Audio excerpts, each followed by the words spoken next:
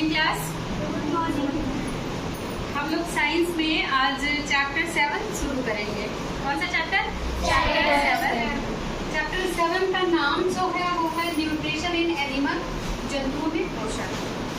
मैं लक्ष्मी यादव, विज्ञान विषय के साथ क्लास 7 में साइंस की सीरीज में अभी तक हम लोगों ने 6 चैप्टर को कंप्लीट कर लिया है। चैप्टर है न्यूट्रिशन इन एनिमल्स। तो हम लोग सबसे पहले ये जानेंगे न्यूट्रिशन की आवश्यकता क्यों होती है, भोजन की आवश्यकता क्यों होती है। कोई बताएगा भोजन की आवश्यकता क्यों होती है? हम जो विभिन्न प्रकार की एक्टिविटीज करते हैं, इवन हमें जिंदा रहना है तो बहुत सारी क्रियाएं, बहुत सारी फिजियोलॉजिकल एक्टिविटी हमारे शरीर में होती है। डाइजेशन, पाचन, रेस्पिरेशन, सर्कुलेशन, कोई भी क्रिया स्वतः नहीं होती है। सभी क्रियाओं के लिए एनर्जी की आवश्यकता होती है। क्योंकि सर्वाइव करने के लिए एनर्जी की आवश्यकता है, हमें जिंदा रहने के लिए ऊर्जा की आवश्यकता है, तो पोषण की भी आवश्यकता है। हम बात करें अगर पोषण का, तो पोषण के मुख्य 2 भाग हैं। पार्ट्स ऑफ न्यूट्रिशन यानी पोषण के भाग। कितने भाग हैं? 2। पहला है अंतर्ग्रहण और दूसरा है पाचन। अंतर्ग्रहण का मतलब होता है इंजेक्शन, अंदर भोजन को लेना, और पाचन का मतलब हो गया डाइजेशन, मतलब वो कैसे खाने के बाद पच रहा है, पचने के बाद आपको ऊर्जा मिल रही है। ठीक है। अंतर्ग्रहण यानी इंजेक्शन की जो प्रोसेस होती है, ये अलग अलग जंतुओं में कई प्रकार की, कुछ जंतुओं में अंदर होता है पाचन, कुछ जंतुओं में सेल के अंदर होता है, और कुछ जंतुओं में आहार नाल में होता है। ठीक है। जैसे अमीबा वगैरह है, एक कोशिकीय ही है, तो उनके सेल में ही पाचन हो रहा है। लेकिन हम लोग जो बहुकोशिकीय जीव हैं, इनके अंदर एक सिस्टम पाया जा रहा है, डाइजेस्टिव सिस्टम पाया जा रहा है, तो उसमें पाचन हो रहा है। एक पर्टिकुलर सेल में ना होकर के डाइजेस्टिव सिस्टम, पूरा सिस्टम इन्वॉल्व है।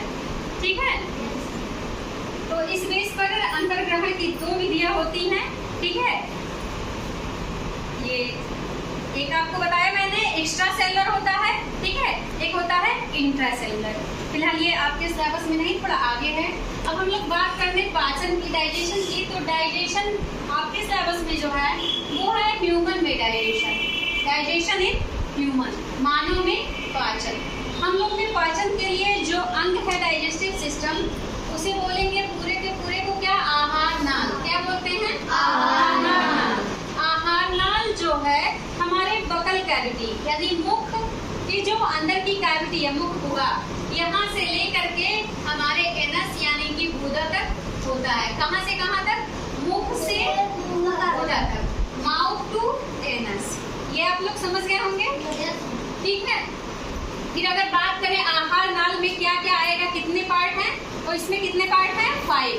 कितने हैं? 5। नंबर 1 जो है ये है मुख गुहा, इंग्लिश में बोलेंगे बकल कैविटी। ठीक। नंबर 2 फूड पाइप, हिंदी में ग्रास नली। नंबर 3 स्टोमच, हिंदी में आमाशय। नंबर 4 स्मॉल इंटेस्टाइन, हिंदी में छोटी आंत। नंबर 5 लार्ज इंटेस्टाइन, हिंदी में बड़ी आंत। ठीक है।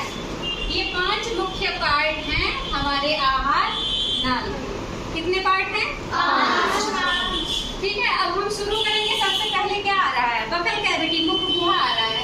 तो हम बकल कैविटी में जो है, जो सेलेब्री ग्लैंड है वो तो है ही, उसके अलावा 2 और पार्ट हैं, दांत और जीभ, जो भोजन को क्या करते हैं? चीरने, फाड़ने और पचाने में सहायता करते हैं। तो पहले हम लोग जान लेते हैं किसके बारे में? दांत के बारे में। कितने प्रकार के टीथ हम लोगों में पाए जाते हैं? कितने प्रकार के? 1 2 3 4 टाइप के टीथ पाए जाते हैं। नंबर में कितने होते हैं? कोई बता सकता है? 32 टीथ टोटल होते हैं, लेकिन ये एडल्ट में होते हैं, बड़ों में होते हैं। ठीक है। आइए अब हम लोग जान ले इनके नाम क्या हैं। चारों प्रकार जो हैं उनके नाम क्या हैं। पहला है इंसीजर, हिंदी में बोलेंगे कृंतक। ये भोजन को क्या करते हैं? चीरते फाड़ते हैं। आप लोग ध्यान दीजिए, अगर गन्ना चूसा है किसी ने, इसको चीरना पड़ता है, पहले छिलना पड़ता है ना, आगे वाले दांत से ही तो करते हो। ये कोई भी चीज चीरना फाड़ना आगे से ही करते हो ना। तो ये आगे के जो दांत आपके हैं, ये ऊपर के 2 ऐसे बीच से बिल्कुल नाक से डिवाइड कर दीजिए, एक साइड ये, एक साइड ये। ऊपर वाले जो दो, बीच से इधर ऊपर के दो और इधर के दो, 4 दांत ऊपर के और नीचे के, इधर के दो और इधर के दो, 4 दांत नीचे के, समझ में आया? 4 ऊपर के और 4 नीचे के, ये 8 दांत जो हैं वो क्या हैं? कृंतक हैं, और ये भोजन को काटने, चीरने, फाड़ने का काम करते हैं। आई बस समझ में? अगला है कैनाइन, यानी रदनक। क्या है? रदनक। ये भोजन को क्या करते हैं? कुतरते हैं। ये क्या करते हैं? कुतरते हैं। छोटे छोटे टुकड़ों में बांटेंगे। इनकी संख्या कितनी होगी? अगर इधर से देखें, एक इधर और एक इधर, 2 ऊपर और 2 नीचे, कितने होंगे टोटल? 4। 2 ऊपर और 2 नीचे, ठीक है। अगला है अग्रचवर्णक, प्रीमोलर। ये भोजन को क्या करेंगे? पीसने का काम, चबाने का काम। साइड से चबाते हो ना कोई चीज, या आगे वाले दांत से चबाते हो? साइड से।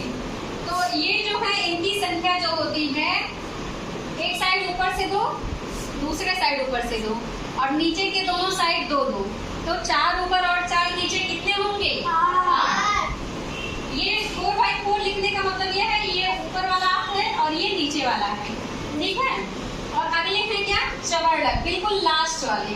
ये भोजन को बहुत बढ़िया से पीसते हैं। जो बचा कुचा रहता है पीसना, चबाना, वो क्या करते हैं? ये चवर्णक पूरा करते हैं। इनकी संख्या जो होती है, लास्ट के ऊपर के 3 इस साइड और 3 इस साइड, वैसे ही लास्ट के नीचे के 3 इस साइड और 3 इस साइड। तो इनकी संख्या कितनी होती है? 6 ऊपर और 6 नीचे। समझ में आया? अब हम अगर टोटल दांतों की इंसिजर की संख्या देखें तो 4 ऊपर 4 नीचे 8। कितना हो गया? 8। ऐसे आई लिख लो, आई के नीचे 8, I for incisor. रदनक, canine, canine की संख्या 2 ऊपर 2 नीचे, कितने हो गए? 4 प्लस 4। अगला है अग्रचवर्णक, प्रीमोलर। इनकी संख्या 4 ऊपर और 4 नीचे। प्रीमोलर को लिख लेते हैं, कितनी है? 8। अगला है चवर्णक, इनकी संख्या कितनी है? 6 और 6 मोलर। तो ये कितने हैं? जब जोड़िए सारे लोग इसको, 32 हो रहा है। 12 8 20 8 28 4 32। तो टोटल नंबर ऑफ टीथ निकालना आप लोग सीख रहे हैं? कोई दिक्कत किसी को? एक सूत्र होता है, डेंटल फार्मूला, दांत का सूत्र, 21 23 बटे 21 23। इसको काट के 1 नहीं करना है। इसका मतलब यही है, 2 ऊपर वाला, एक साइड का, ठीक है। इसी को 2 करके यहाँ 4 हुआ है, ठीक है। और एक जो है, एक 2 हुआ है, एक साइड 1 और एक साइड 1। ये ऊपर का 2, ऐसे नीचे का 2, ऐसे 2 जो है इधर के जो है ये प्रीमोलर हैं। 2 ऊपर के इस साइड के, 2 इधर के 4, ये 4/4 ऐसे लिखा गया है, ठीक है। और ये 3 लास्ट वाले मोलर हैं, एक साइड के 3, एक साइड के 3, 6 ऊपर और 6 नीचे, ठीक है। डेंटल फार्मूला हमेशा 21 23 होता है, ऐसे ही लिखा जाता है। यही सूत्र जो फिक्स होता है, जानते हो ना? मनुष्य के दांत का ये क्या है? सूत्र। इतना समझे आप लोग? इनकी संख्या में कोई किसी को डाउट है? नहीं ना? अगला है इनेमल, एक बहुत इम्पोर्टेंट चीज है, आप लोग को जानना ये जरूरी है। हमारे दांत जो होते हैं, दांत के ऊपर की जो शाइन करती हुई, चमक करती हुई जो सतह होती है, जो लेयर होती है, वो किसकी बनी होती है? इनेमल की। और इनेमल नेचर में, मनुष्य के बॉडी में पाया जाने वाला सबसे कठोर पदार्थ है। क्या है? सबसे कठोर पदार्थ है। और ये बना होता है कैल्शियम, एनामेलिन, साल्ट का और प्रोटीन का, ठीक है। इसीलिए ये इतने सालों तक चमकते रहते हैं दांत, क्योंकि ये सबसे ज्यादा कठोर पदार्थ है। यहाँ तक इतना समझने में किसी को कोई problem? Total number of teeth कितने होंगे? 32। एक क्वेश्चन आपका होमवर्क में दे रही हूँ, बच्चों में कितने दांत होते हैं? ठीक है, बच्चों में दांतों की संख्या आप लोग ढूंढिएगा, नहीं मिलेगा तो हम लोग अगले दिन इसके बारे में बात करेंगे, मैं इसको बताऊंगी। और फिर अगले दिन हम लोग, अभी तो हम लोगों ने बगल कैविटी का क्या पढ़ा है, दांत पढ़ा है, जीभ के बारे में पढ़ेंगे और फिर जो बचा हुआ पार्ट है आहार नाल का, उसके बारे में हम लोग समझेंगे। Any problem? No ma'am. Thank you class.